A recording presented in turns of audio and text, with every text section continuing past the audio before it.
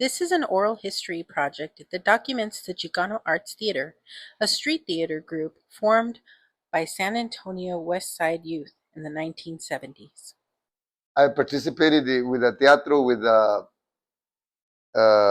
Emilio Delgado. I think it's Emilio Delgado, who did Sesame Street, Emilio in Sesame Street. He was doing Mexican American Chicano kind of theater in East Los Angeles in a little church.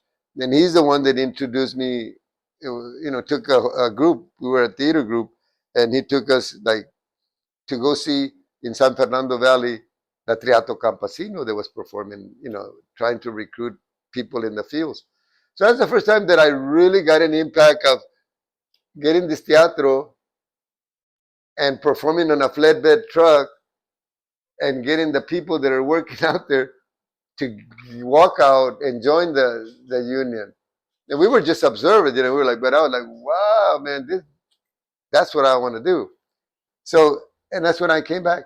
So when we started teatro, my purpose was trying, since I had been a little experienced and trying to get, I said, I'll try to get young Chicanos to get into, maybe get professional, or whatever. But at the same time, I was gonna combine it with the Chicano movement, because, and so that's why we even call it the Chicano Arts Theater. Yeah, we're gonna be in the arts, but the first word tells you where we're going. A lot of things were going on, like Raza Unida and walkouts, and like you said, people not being able to speak Spanish in school, and Black civil rights movement. And so we wanted our civil rights. So it was part of what I saw as an awakening when I saw Teatro Los Barrios perform a play, and it was all about pride and culture. And so it opened my eyes to what could be done, how we could educate the community.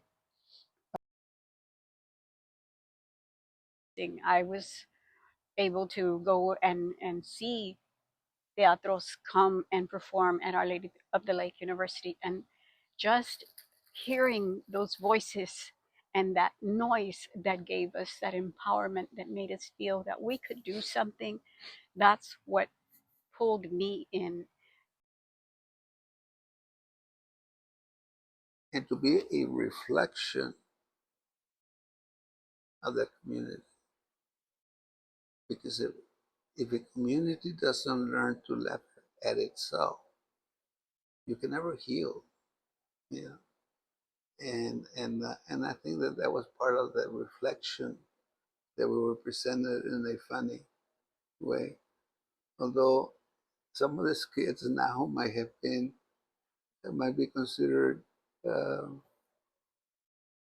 not politically correct, but at the time we have to go with the time and the context of what was happening. That there was a reflection. Now teatros now might reflect what's now, and that reflection might be outdated 40 years from now.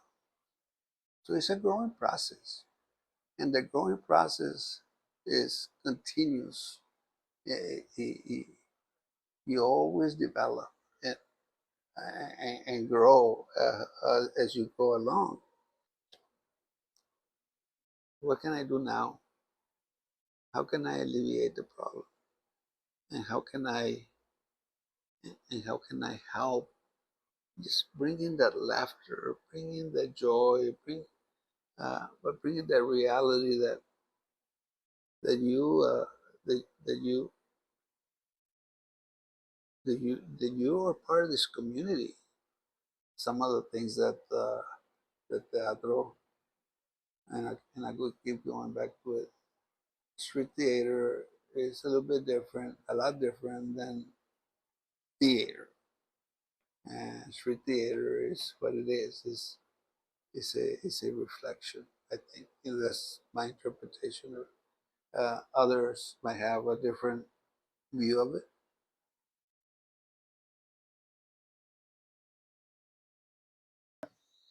They used to be up here, like across the creek from Cooper Middle School, like in the west side, and then Middle Wessel.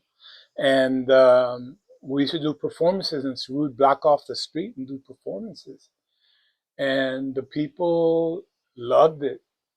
I've never had so many rocks thrown at me because I always got to play the white faced gringo, and so I was the one that's constantly getting the rocks thrown at me by the kids and stuff, and all the catcalling of "Órale, gringo," and stuff like that, and macho, donde yo escupo ni zacate crece, type thing. And then he'd be talking to the compadre because the compadre was crying, and they start talking about, next thing you know, he was crying because of his wife was leaving him.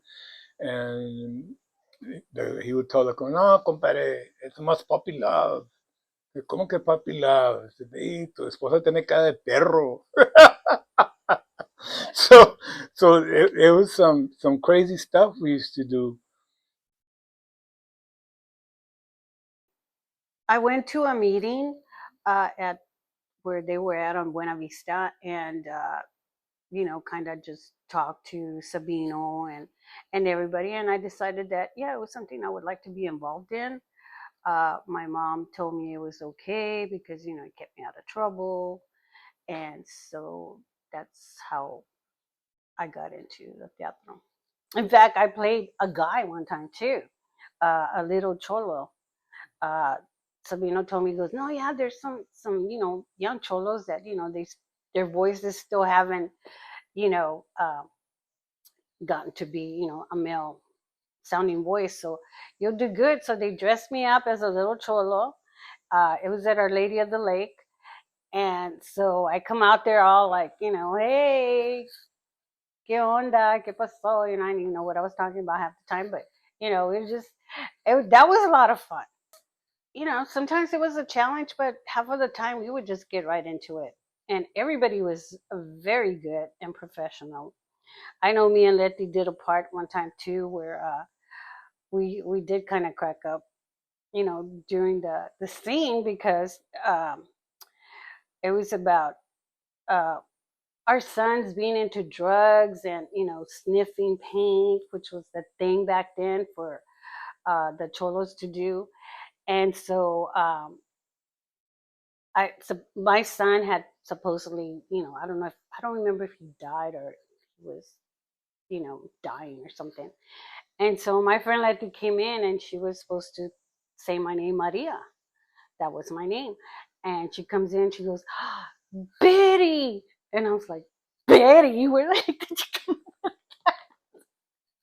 It was hilarious. I just broke up and I was like, I'm sorry. Of all the names you couldn't remember, Maria.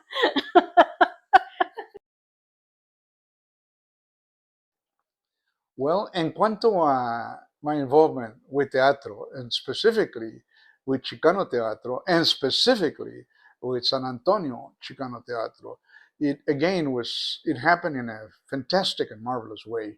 Sabino Garza, who had written the screenplay for the movie Please Don't Bury Me Alive, I had already met, he shows up in Lubbock.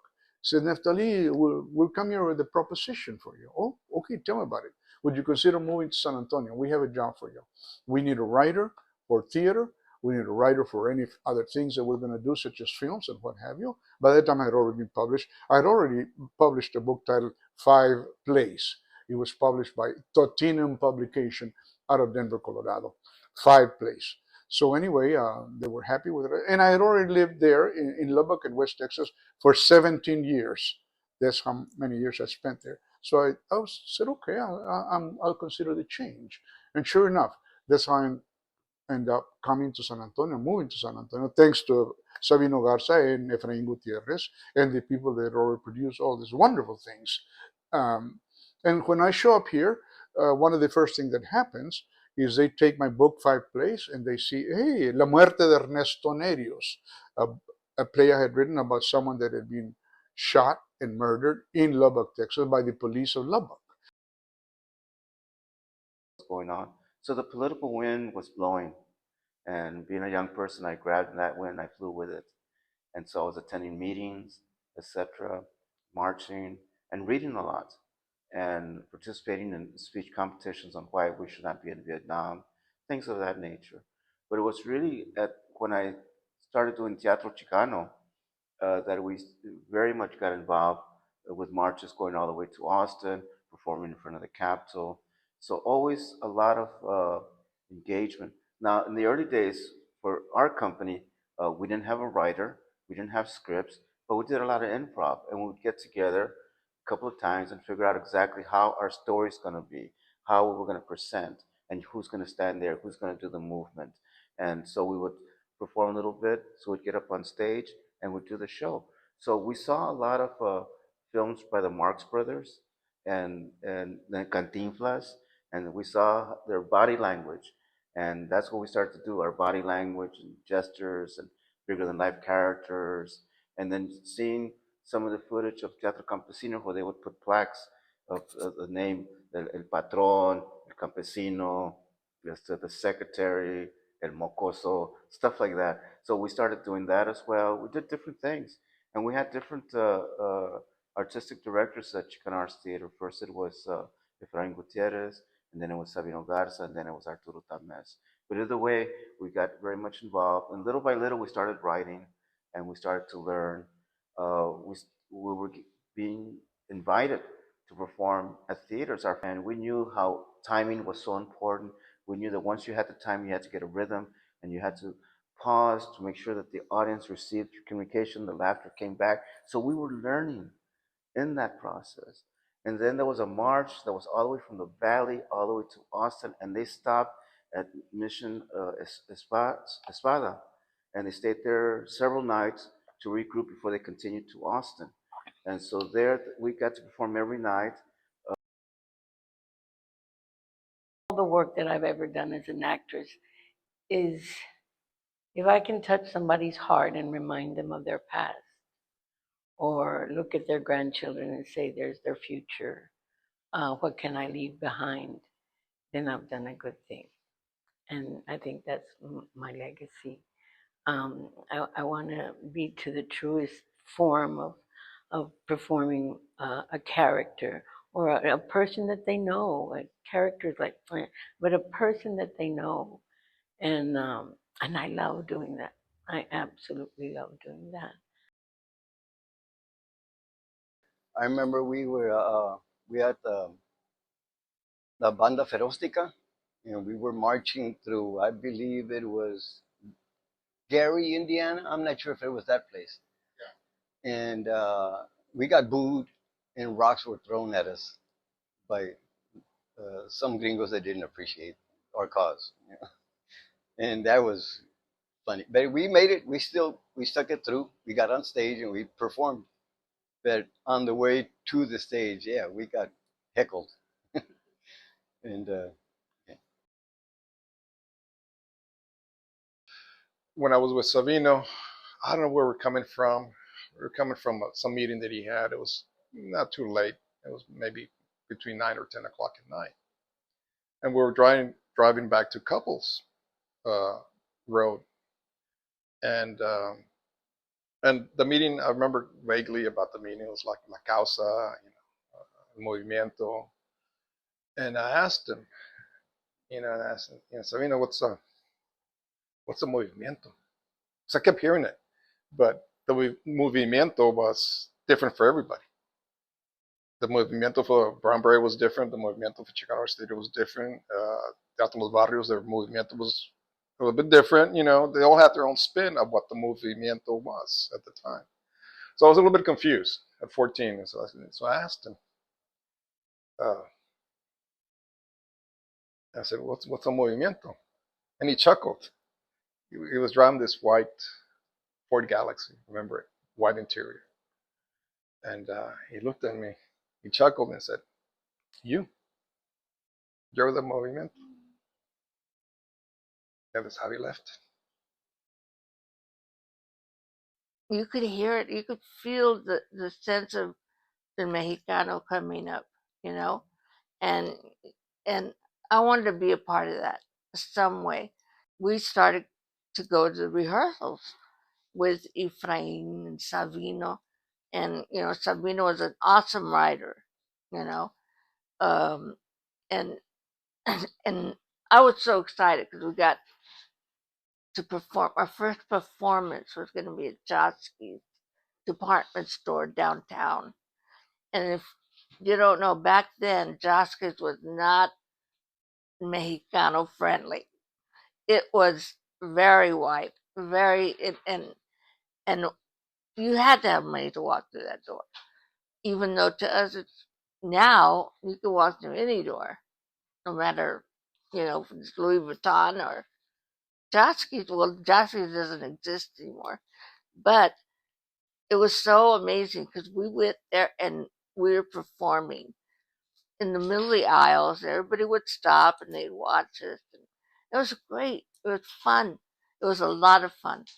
That's the best thing about the theater, the teatro. We had fun. And then we heard about them wanting to save the Guadalupe Theater. And Efrain was ramrodding that. And so we got involved in trying to save it, and it is an icon today.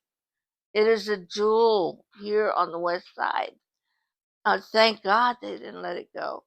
Thank God. There are things that we need to save for our history. And this little thing that Efrain did would make people realize, listen, you're here.